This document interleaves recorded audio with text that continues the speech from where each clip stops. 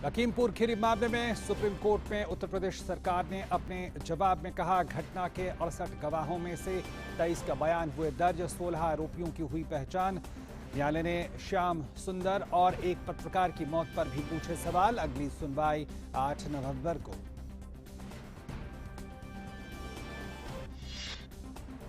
केंद्रीय गृह मंत्री अमित शाह ने पुलवामा के शहीद सीआरपीएफ जवानों को दी श्रद्धांजलि। जम्मू कश्मीर दौरा संपन्न करने से पहले कश्मीर के लिए कई विकास परियोजनाओं का किया अनावरण।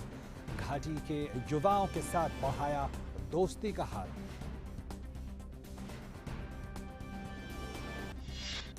सतर्कता जागरूकता सप्ताह की आज से हुई शुरुआत। इस साल की थीम स्वतंत्र भारत एट 75, सत्य निष्ठा से आत्मनिर्भरता। केंद्रीय सतर्कता आयुक्त ने दिलाई शपथ। अपने संदेश में प्रधानमंत्री ने कहा, भ्रष्टाचार के खिलाफ जीरो टॉलरेंस के साथ देश बढ़ रहा है आगे। और खेलों में आईसीसी टी20 विश्व कप में अफगानिस्तान ने जीत के साथ की अपने अभियान की शुरुआत। स्कॉटलैंड को दी 130 रनों से मात। वहीं आज दक्षिण अफ्रीका के सामने वेस्ट इंडीज, तो वहीं शारजा में पाकिस्तान के सामने न्यूजीलैंड की होगी चुनौती। और इस वक्त सीधे लिए चलेंगे आपको भाजपा की प्रेस वार्ता की ओर। संबित पात्रा प्रवक्ता संबोधित कर रहे हैं। प्रवास करना, महिलाओं का शोषण करना, ये मंत्री के आचरण में था। इस प्रकार की बातें अब न केवल उड़ीसा के मीडिया अपितु राष्ट्र पटल में भी सामने आ रहा है। और जो लोग पूरे इस प्रकरण में इन्वॉल्व थे, उनके द्वारा भी सच्चाई सामने रखी जा रही है। जब ममिता 8 अक्टूबर से अपने घर नहीं पहुंची, पूरे विषय को लेकर ममिता के घर वाले, अध्यापिका के घर वाले जब पास के पुलिस स्टेशन में पहुंचे बलांगीर में, तो जान के आश्चर्य होगा कि वहां के जो पुलिस निरीक्षक थे, वहां के जो पुलिस के कर्मचारी थे, उन्होंने एफआईआर तक दर्ज कराने से मना कर दिया। कहीं ना कहीं पुलिस जानती थी इसमें मंत्री जी के हाथ का विषय है, मंत्री जी के साख का विषय है। इसलिए let's not file an FIR, because otherwise the government's name will be dragged and the concern minister's name would be dragged. Even the police was in no, and that's why the police refused to file an FIR initially. जब दबाव विपक्षी पार्टियों का उड़ीसा में पड़ा, तो police के पास और कोई रास्ता नहीं रहा, तब उनको एफआईआर दर्ज करना पड़ा। आश्चर्य का विषय देखिए, एफआईआर दर्ज होने के पश्चात गोविंद साहू को गिरफ्तार किया गया, और जब पुलिस स्टेशन टिटलागढ़ में लाया गया, तो कुछ मिनटों के प्रश्न उत्तर इंट्रोगेशन के पश्चात बिजली चली जाती है। अचानक बिजली चली जाती है, क्योंकि एनर्जी मिनिस्टर है दिव्य शंकर जी। बिजली चली जाती है और गोविंद साहू अंधेरे में गायब हो जाता है। पुलिस स्टेशन के अंदर से, जहां चारों तरफ पुलिस तैनात है और 6-7 फीट का बाउंड्री वॉल है, उसको कूद के जाना भी आसान नहीं है। बिजली आने तक गोविंद साहू फरार। This is not possible without the complicity of the BJD government.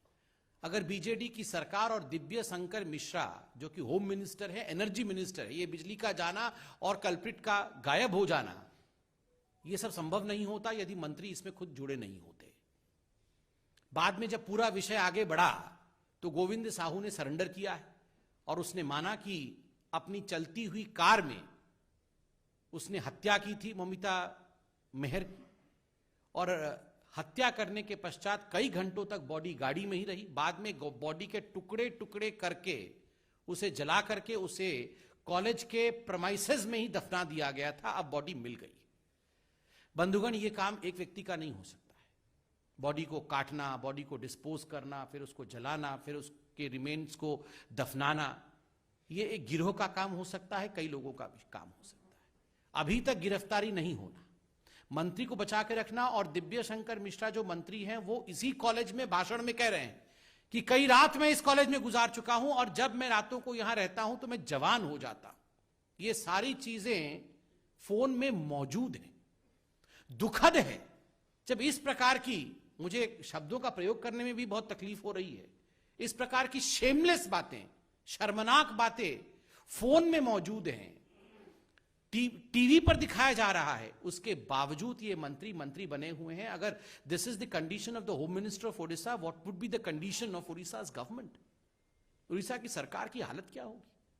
वहां महिलाओं के ऊपर जो अत्याचार हो रहे हैं वो बंद कैसे होंगे? मैं मीडिया से सिर्फ इतना ही दरख्वास्त करूंगा, ये बहुत गंभीर विषय है।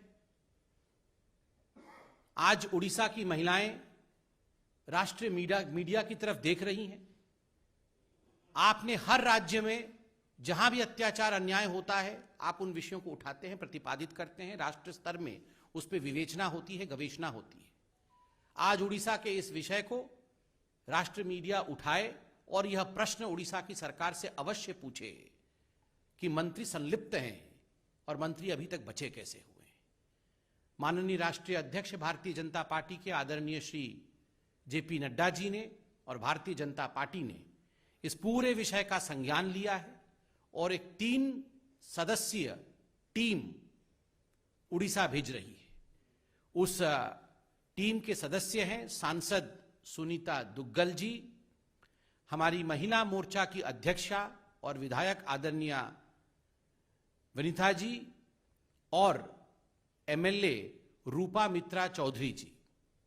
हमारी तीनों बहनें एक टीम के रूप में नड्डा जी के इस प्रस्ताव के पश्चात वो उड़ीसा जाएंगी और यथाशीघ्र इस पूरे विषय का संज्ञान लेके रिपोर्ट भी सबमिट करेंगी।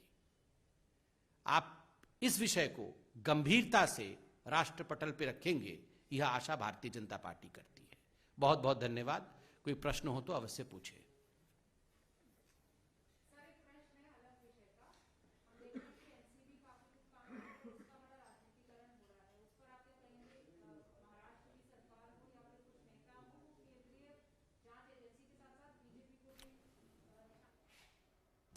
ये थे संबित पात्रा, भाजपा के राष्ट्रीय प्रवक्ता। उड़ीसा में महिलाओं पे अत्याचार उससे संबंधित अपना बयान दे रहे थे और अब प्रेस वार्ता इस तरह से अभी जारी है। फिलहाल आगे बढ़ते हैं और सबसे पहले इस वक्त की बड़ी खबर पर नजर डालते हैं।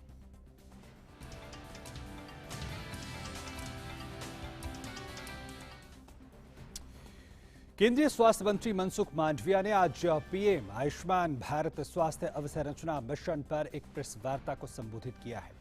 इस मौके पर उन्होंने कहा कि इस मिशन पर 5 सालों में 64,000 करोड़ रुपए खर्च किए जाएंगे और इसमें लक्ष्य है कि ब्लॉक, जिला, क्षेत्रीय और राष्ट्रीय स्तर पर अच्छी लेबोरेटरी हो। इस योजना में अगले 5 साल में एक जिले में औसतन 90 से 100 करोड़ रुपए खर्च किए जाएंगे। केंद्रीय स्वास्थ्य मंत्री ने कहा कि देश को समृद्ध होना है तो देश को स्वस्थ होना जरूरी है और इस सोच को लेकर प्रधानमंत्री मोदी ने हमेशा काम किया है। उन्होंने कहा कि प्रधानमंत्री ने कभी टोकन में नहीं सोचा, हमेशा टोटल में ही सोचा है। कोई भी देश को समृद्ध होना है तो देश को स्वस्थ होना आवश्यक है। स्वस्थ देश समृद्ध देश बन सकते हैं। इस सोच पर मोदी जी ने काम किया। मोदी जी ने कभी टोकन में नहीं सोचा, टोटल में सोचा। हेल्थ एंड वेलनेस सेंटर देश में 1,50,000 बनाने का निर्णय किया। आज शायद 79,000 से above health and wellness centre प्रारंभ हो चुका है। उससे आगे डिस्ट्रिक्ट हेल्थ इंफ्रास्ट्रक्चर मजबूत हो, नेशनल हेल्थ मिशन के तहत उसको सपोर्ट किया गया। और साथ ही केंद्रीय स्वास्थ्य मंत्री मनसुख मांडविया ने यह कहा कि यह मिशन अगले दिनों में देश को आने वाली किसी भी महामारी से लड़ने में सक्षम बनाएगा। कोविड क्राइसिस आई और एक कोविड क्राइसिस ने हमें स्वॉट एनालिसिस करने के लिए अवसर दिया। हमारी क्या क्या कमी है, क्या करना और करने की आवश्यकता है, भविष्य में कोई भी पैंडेमिक आए तो हम उसका सामना कर सके। इसलिए मोदी जी ने Ayushman Bharat health infrastructure mission उसमें से ही जन्म हुआ है। योजना के तहत अगले 5 साल में एक डिस्ट्रिक्ट में 90 करोड़ से 100 करोड़ रुपए का खर्च एवरेज किया जाएगा। इससे अगले दिनों में आने वाली कोई भी पैंडेमिक में हमें लड़ने के लिए देश को सक्षम बनाएगा।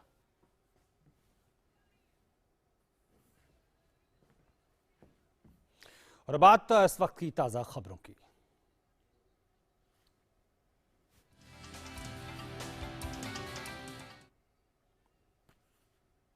बॉम्बे उच्च न्यायालय आज बहुचर्चित ड्रग मामले में आर्यन खान की जमानत अर्जी पर सुनवाई करेगा। आर्यन को पिछले दिनों विशेष एनडीपीएस कोर्ट द्वारा जमानत देने से इनकार कर दिया गया था, जिसके बाद उनके वकीलों ने इस आदेश को उच्च न्यायालय में चुनौती दी है। आर्यन खान के अलावा मुनमुन धनीचा और अरबाज मर्चेंट की अपील पर भी न्यायालय सुनवाई कर सकता है।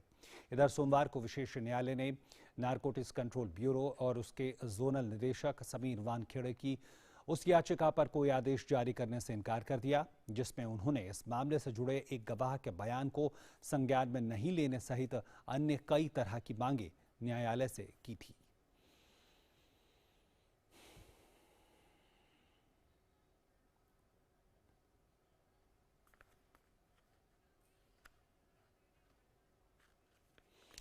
तो इस मामले का बड़ी बेसब्री से इंतजार है। पिछले दिनों हमने देखा था कि किस तरह से जो एनडीपीएस कोर्ट उसने जमानत देने से इनकार कर दिया था और अब निगाहें आज हाई कोर्ट के इस सुनवाई पर टिकी है। हालांकि ये देखना होगा कि क्या आज सुनवाई शुरू होगी और क्या आज ही खत्म हो जाएगी या ये सुनवाई और लंबा खिंचेगी। यानी ये कहा जा सकता है कि अभी आर्यन खान की जमानत को लेकर कोई पुख्ता बात नहीं कही जा सकती और ये भी देखना होगा कि जो दलीलें जिस तरह से एनसीबी ने रखी जो स्पेशल कोर्ट में, क्या वो उन दलीलों को हाई कोर्ट भी मानता है कि नहीं, या जिस तरह से लगातार आर्यन खान की तरफ से वकील ये कह रहे हैं जो तमाम तरह की दलीलें दी जा रही हैं उसको कोर्ट मानता है। हमारे साथ हमारे संवाददाता मुंबई से जुड़ रहे हैं योगेश शीतल ज़्यादा जानकारी के साथ। योगेश, सबसे पहले ये बताएं कि क्या सुनवाई शुरू हो गई है और कब तक इसके पूरा होने की इस समय उम्मीद की जा रही है? देखिए, सुनवाई अभी शुरू नहीं हुई है, किसी भी वक्त सुनवाई शुरू हो सकती है। डिफेंस के कुछ वकील जो हैं वो कोर्ट में दिखे हैं, हालांकि अभी जो प्रोसिक्यूशन है वो नहीं आए हैं। मुकुल रोहतगी जो है, जो farmer attorney general of India है,